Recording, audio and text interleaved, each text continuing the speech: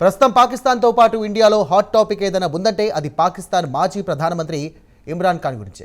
ఇక Pak army chief Asim Munir ఆదేశాలతో అడియాలా జైల్లో ఖాన్ను చిత్రహింసలు పెట్టి చంపేశారని పెద్ద ఎత్తున వార్తలు వచ్చాయి. ఇమ్రాన్ ఖాన్ ముగ్గురు సోదరిమణులు జైలు బయట నిరసనకు దిగడం, వారికి సంఘీభావంగా ఖాన్ పార్టీకి చెందిన పీటీఐ కార్యకర్తలతో పాటు అభిమానులు జైలు వద్ద హింసకు దిగడంతో జైలు అధికారులు ఖాన్ సోదరి అలీమా ఖాన్ను ఖాన్తో కల్పిస్తామని సర్ది చెప్పడంతో పరిస్థితులు సాధారణ స్థితికి చేరుకున్నాయి. మరి ఖాన్కు బంధించినటువంటి అడియాలా జైలు గురించి ఆసక్తికరమైనటువంటి విషయాలు ఇప్పుడు ప్రత్యేక కథనంలో తెలుసుకుందాం.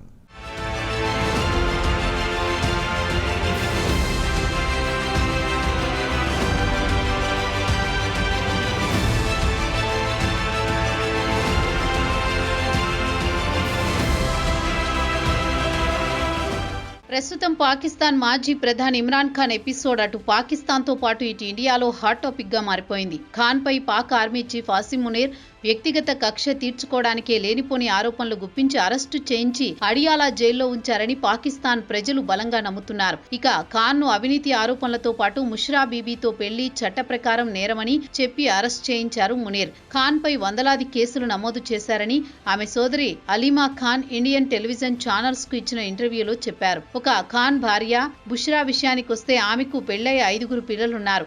భర్తకు విడాకులు ఇవ్వకుండా ఖాన్ను పెళ్లి చేసుకోవడం చట్టరీత్యా నేరం కాబట్టి ఈ కేసులో ఖాన్ను ఇరికించి జైలుకు పంపించారు మునీర్. ఇక అడియాలా జైలు విషయానికొస్తే మన ఇండియాలో తీహార్ జైలు ఎలాంటిదో పాకిస్తాన్లో అడియాలా జైలు అలాంటిది.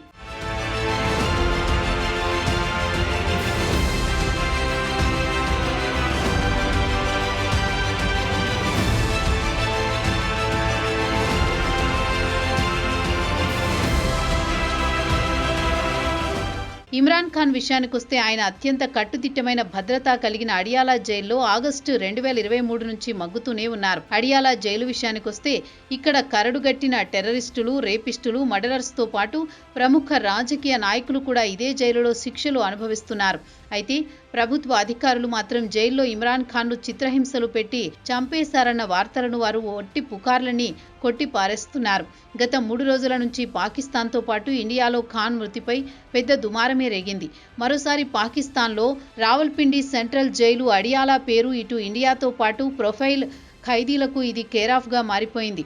ఇక గత 2 ఏళ్ల నుంచి అడియాలా జైల్లో మరుగుతున్న ఖాన్ విషయానికొస్తే ఆయనను అత్యంత ప్రమాదకరమైన టెర్రరిస్టులు, క్రైమ్ సిండికేట్లు, శిక్షలు పడ్డ విదేశీ నేరస్తులు, అలాగే ఉరిశిక్షలు పడ్డవారితో పాటు రాజకీయ నాయకులు ఉండే అత్యంత ప్రమాదకరమైన జైల్లో పెట్టారని ఖాన్ కుటుంబ సభ్యులు ఆందోళన వ్యక్తం చేస్తున్నారు.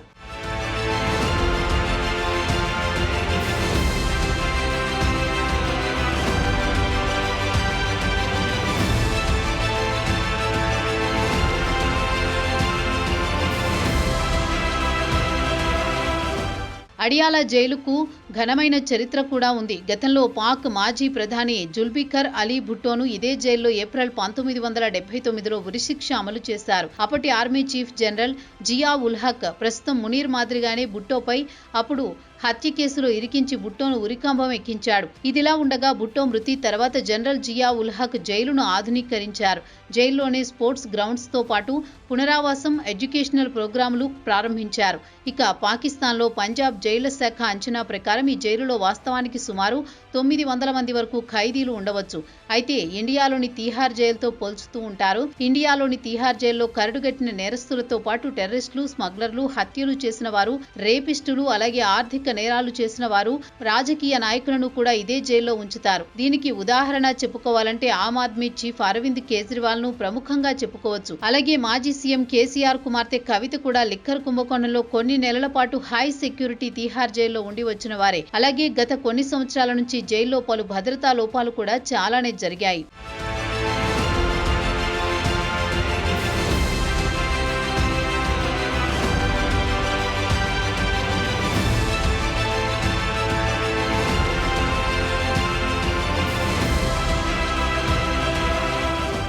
జైలు విషయానికొస్తే 1900 మంది సామర్థ్యం ఉండే జైల్లో ఒకేసారి 6000 మందిని కుక్కితే జైలు గదులు కిటకిటలాడిపోతున్నాయి.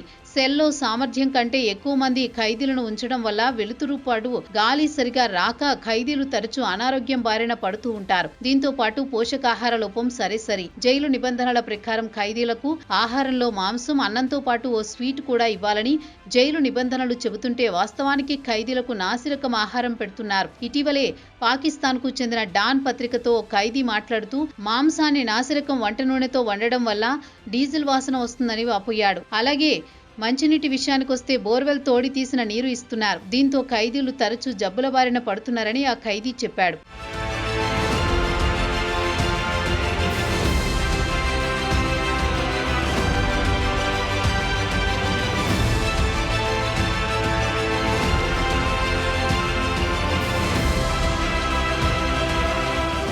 ఇక జైలు నుంచి సమాచారం బయటికి వెళుతోందని తెలుసుకున్న జైలు అధికారులు జిల్లా అధికారులను జైలు చుట్టుపక్కల 5 కిలోమీటర్ల పరిధిలో మొబైల్ సర్వీసులను సస్పెండ్ చేయాలని కోరారు. అక్కడి సమీపంలోని గోరఖ్పూర్ గ్రామం వరకు మొబైల్ సర్వీస్ నిలిపివేశారు. స్థానికంగా ఉండే నేరస్తులను పాటు అనుమానితుల కోసం పోలీసులు తరచూ సోదాలు చేస్తూ ఉంటారు. అడియాలా జైలు విషయానికొస్తే ఈ జైలుకు ప్రిన్స్ చార్లెస్ ఒకసారి వచ్చి పోవడం ఈ జైలు పేరు అంతర్జాతీయంగా మారుమ్రోగిపోయింది.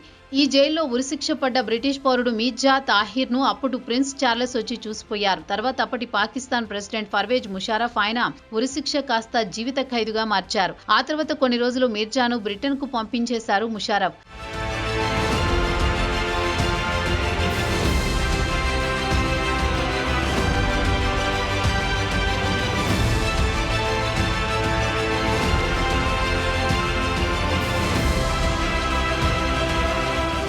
ఇక ఇమ్రాన్ ఖాన్ విషయానికొస్తే ఆయనను సెల్లో చిత్రహింసలకు గురిచేసి చంపేశారని, అక్కడి నుంచి ఆయన శవాన్ని కూడా తరలించారని పెద్ద ఎత్తున వార్తలొచ్చాయి. ఆఫ్ఘన్ మీడియాలో మొదలైన ఈ వార్త కాస్త దావానలా వ్యాపించింది. ఖాన్తో చెందిన 3 సోదరీమణులు నోరియా నియాజీ, అలీమా ఖాన్, డాక్టర్ ఉజ్మా ఖాన్లు మాత్రం తమ సోదరుడిని గత 22 రోజుల నుంచి కలియనివ్వడం లేదని, కోర్టు నుంచి ఆర్డర్స్ ఉన్నా జైలు అధికారులు తమ సోదరుడిని కలవడానికి అనుమతించడం లేదని వారు జైలు బయట పెద్ద ఎత్తున నిరసనకు దిగారు. ఖాన్ సోదరిని ఒక మహిళా పోలీస్ జట్టు పట్టుకుని ఈడ్చి రోడ్డున పడేశారని ఖాన్ సోదరీమణులు ఆరోపించారు. ఆలిమా ఖాన్ ఇండియాస్ టీవీకి ఇచ్చిన ఇంటర్వ్యూలో చెప్పుకొచ్చారు. ఇక ఖాన్ సోదరీమణులకు సంఘీభావంగా పీటీఐ కార్యకర్తలు, మద్దతుదారులు, అభిమానులు పాకిస్తాన్లోని కేపీ లేదా ఖైబర్ పఖ్తూన్ఖ్వా ముఖ్యమంత్రి సోహెల్ అఫ్రీదీని కూడా ఖాన్తో కలవడానికి అనుమతించలేదు. ఆయన కూడా వీరికి మద్దతుగా నిరసనల్లో పాల్గొన్నారు.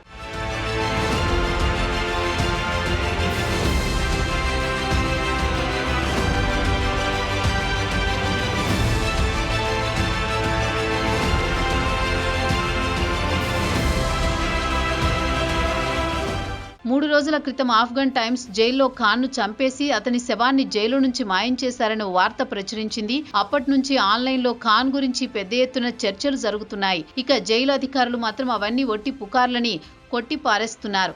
ఖాన్ సోదరి అలీమా ఖాన్ను ఇమ్రాన్ను కలవడానికి అనుమతిస్తామని హామీ ఇచ్చిన తర్వాత నిరసనను విరమించారు. ఇక ఖాన్ అరెస్టు తర్వాత ఆయన 2 పిల్లలు ఖాసిం, సులేమాన్లు ఇద్దరూ లండన్లో ఉంటున్నారు. తమ తండ్రిని ఉంచిన సెల్లో ఎలాంటి వస్తువులు లేవని, దుర్భర పరిస్థితుల్లో ఉన్నాడని వాపోయారు.